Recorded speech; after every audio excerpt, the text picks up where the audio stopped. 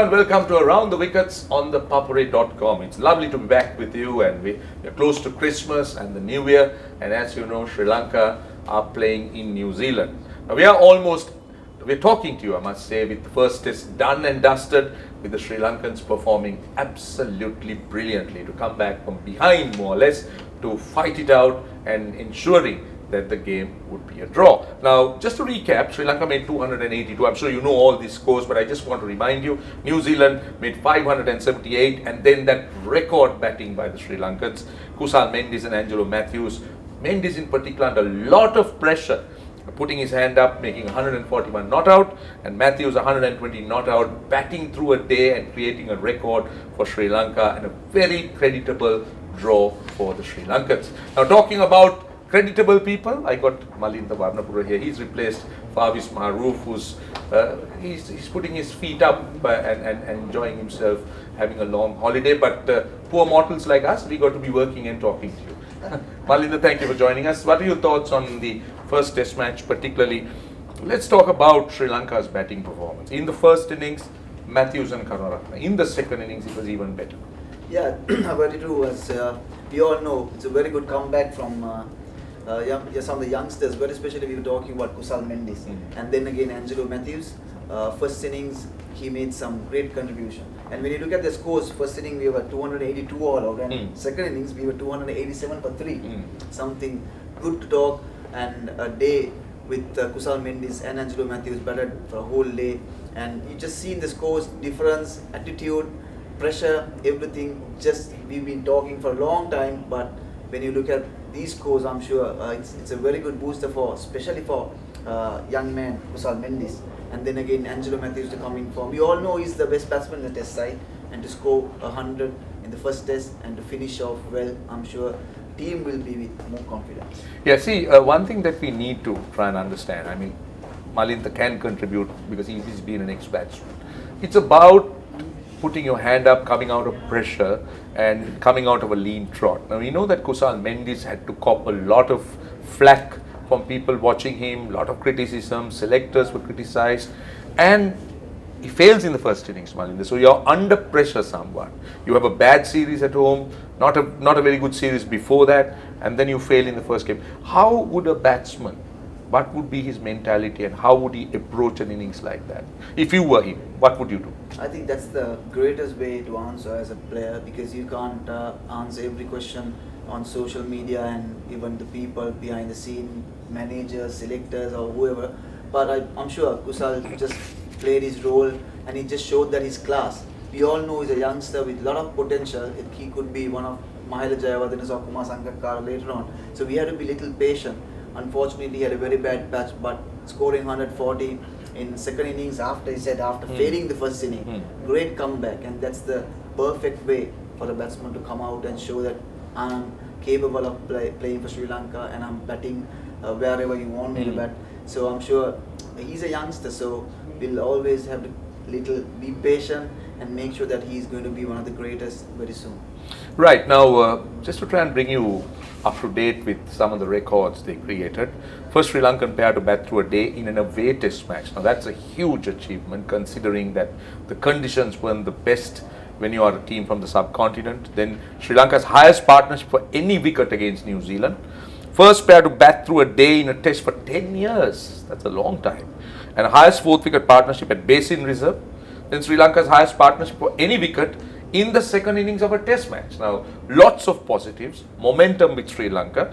Now, but one thing that might worry you is that the way the Sri Lankan bowlers are coping in conditions like, New Zealand. Now, I want to add a little bit more to this question. Now, we know that New Zealand is a place where seam bowlers would thrive.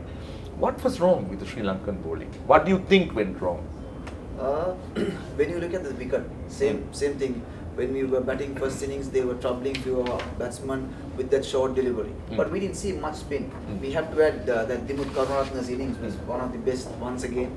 Then Dikwala made another contribution. But when it comes back to bowling, I'm sure our guys, Kasundra, Ajitha, Lahiru Kumar are still new to So what should they be what is the approach? Is it the length you bowl, or is it the pace you bowl, or what should you be doing on pitches like that? The important thing is that you have to assess the conditions, and we have Ramesh Ratnaik as our fast bowling coach. So the important thing is how soon you adapt to the conditions. Even the fast bowlers from New Zealand, we seen that when Kusal and Angelo was batting, that there's nothing at all. So the same thing when there's a top batsman batting for 260 runs, and I'm sure the fast bowlers they definitely think that, like, there's no much bounce, no swing. But one thing that we should remember, the length is important, and once again we should know what we could do with this ball, whether we could swing this one. I'm sure there's no reverse swing in New Zealand at all. So it's always the length that matters, and we saw Kasun Raja trying a couple of bouncers, but unfortunately couldn't get anyone out. But that's something that he should try. But then again, I'm sure when we come in for the second test, we should have a better plan, as you said, because as fast bowlers, if they can do something in New Zealand, and that's why we have 5 fast bowlers in the squad, there's something that to think about. Yeah, now interesting going forward, because if you looked at that pitch that was given at Wellington, it looked green. Now, I couldn't differentiate from a distance, that is, watching on television, the real difference between the playing surface and also the outfield. Now, going forward, Christchurch, do you think New Zealand would go in with a green? Now, also, can these green tracks also be hard? Or is it generally a little bit soft where the ball would seam rather than really go quickly? I'm sure when they finish the first test, they'll also have something in mind, because New Zealand scored 300 runs the first day, and Sri Lanka got 280, batting for 85 overs.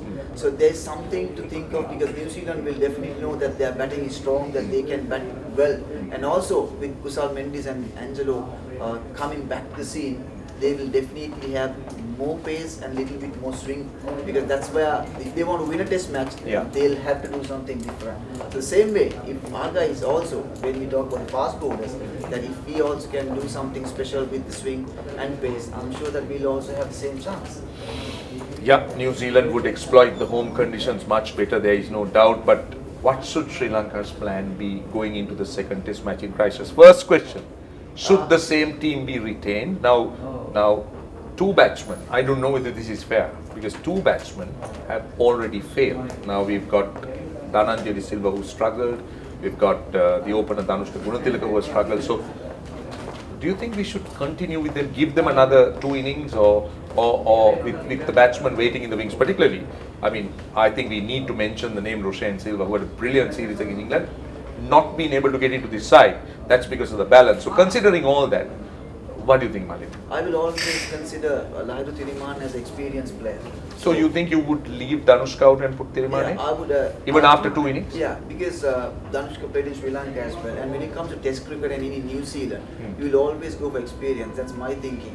Because we are playing some of the top fast bowlers. So Lahiri had that experience playing in New Zealand earlier. So it doesn't matter whether he played a test or just a 1 test, because he batted 2 innings and even in Sri Lanka. So if there are any options that we should think of, I will always go for that opening spot. And that's the experience matters. And when you look at the first innings score, as you said, we got 280. We were talking about first innings when it comes to Test cricket should be over 350. So how are we going to get that 350? I'm sure if you were in the commentary box, you should have said Dimuth Karunaratne would have gone for 100, then Angelo would have passed the 100 mark. So like that, if we can get that a long inning, so I'm sure that we could go past 350 plus. So that's where the important thing is. If we are going to win a test in New Zealand, we should definitely have that first innings score.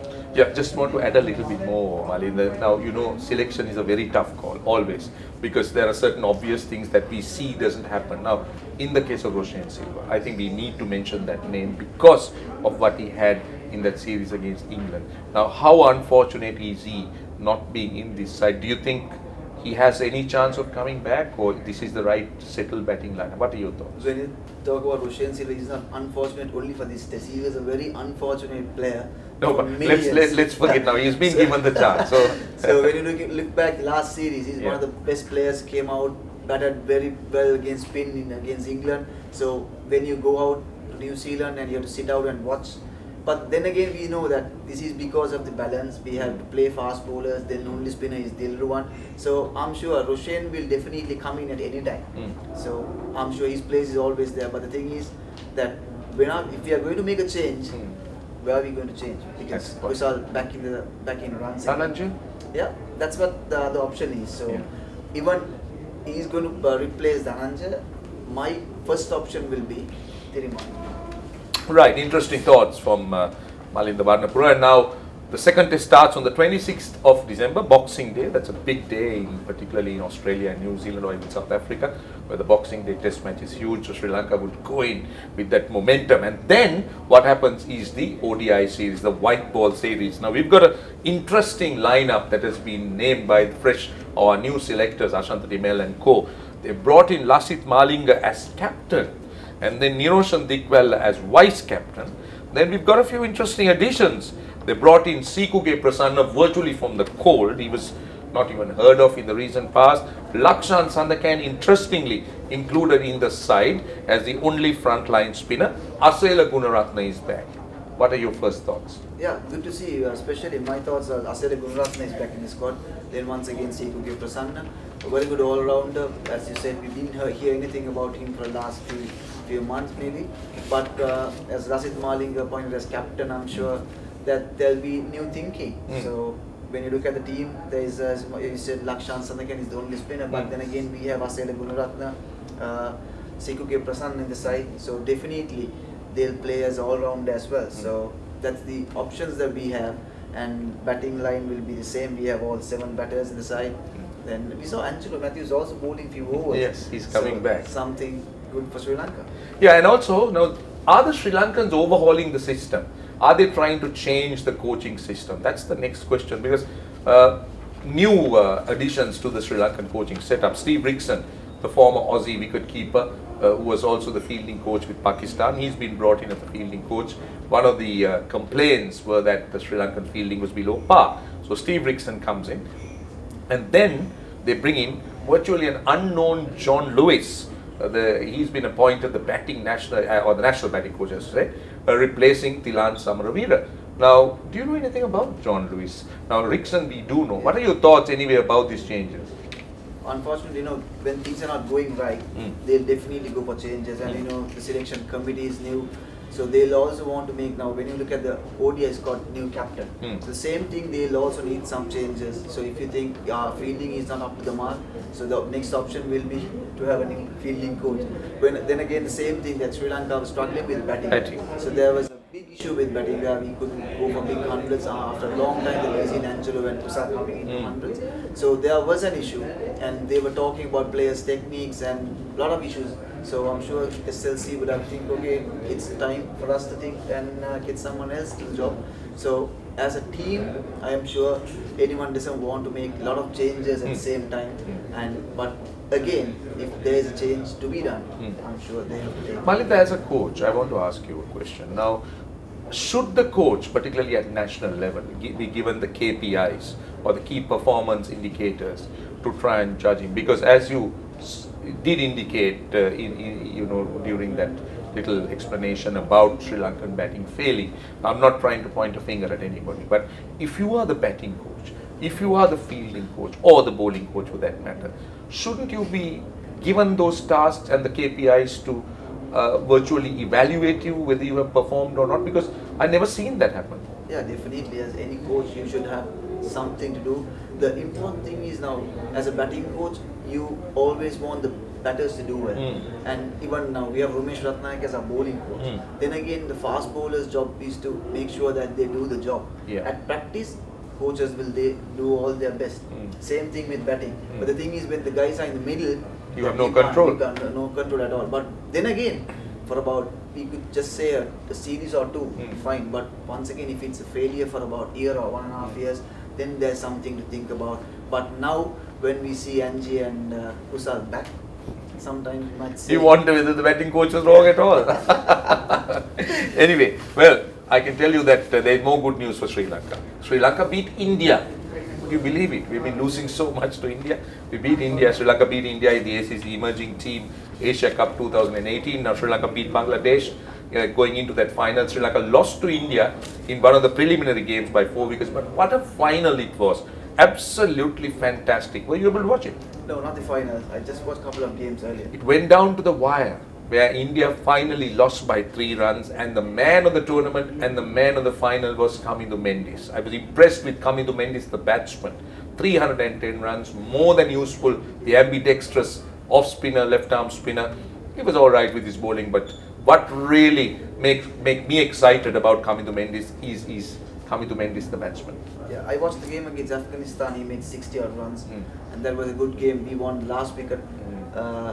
Another great win for Sri Lanka. So, as you said, we beat India. That's the main important thing, because whenever you talk about India, they always say, that's the best side, they are the best team. And they beat us always.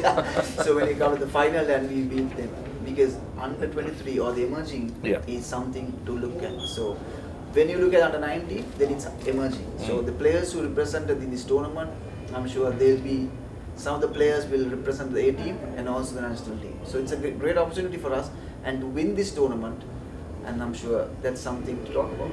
No doubt indeed. That was a fantastic game. I watched it. I was part of it.